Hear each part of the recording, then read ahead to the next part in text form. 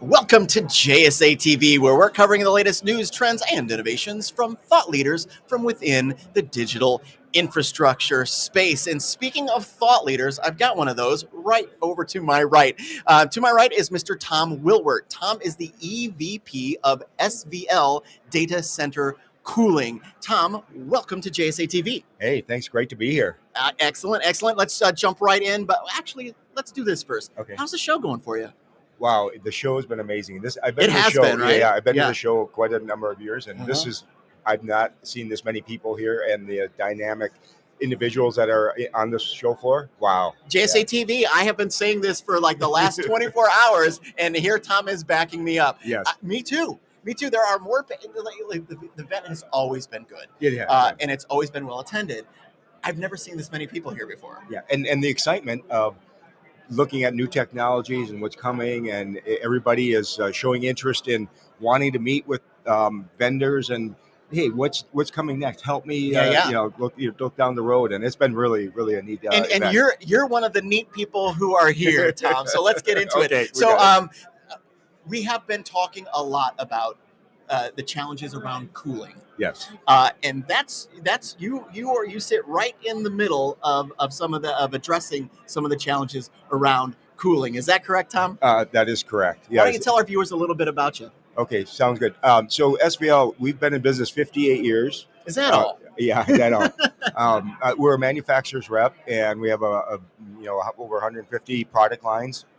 And this company is a whole bunch of engineers, and even the owners are engineers, and they all geek out on providing cooling solutions and solving problems, and in the end, mitigating risk for our clients.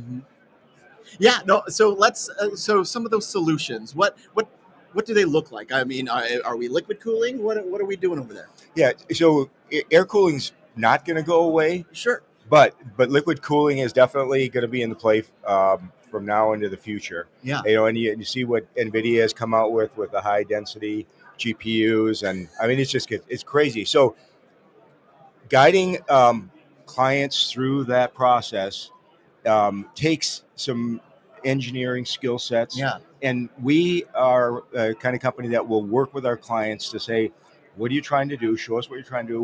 We will walk them through the process. And because of the lineup card that we have, we can offer them different avenues that they can go down.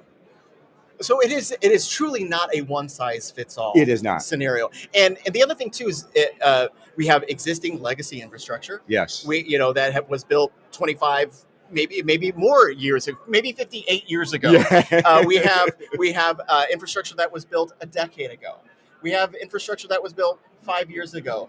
All of it in various sources of needing to be retrofitted in some way to meet the new technologies, and that includes cooling. Yeah. Yeah, that is definitely a true statement, and that's where working with somebody like us and our highly skilled team of engineers come in, because there are constraints when you're working with an existing building. Mm-hmm. There might be space constraints, Yeah. there might be power constraints, there might be load constraints as far as how heavy can our rack be on their floor, and that's a thing. It is, yeah. And so we are just so involved in the cooling industry.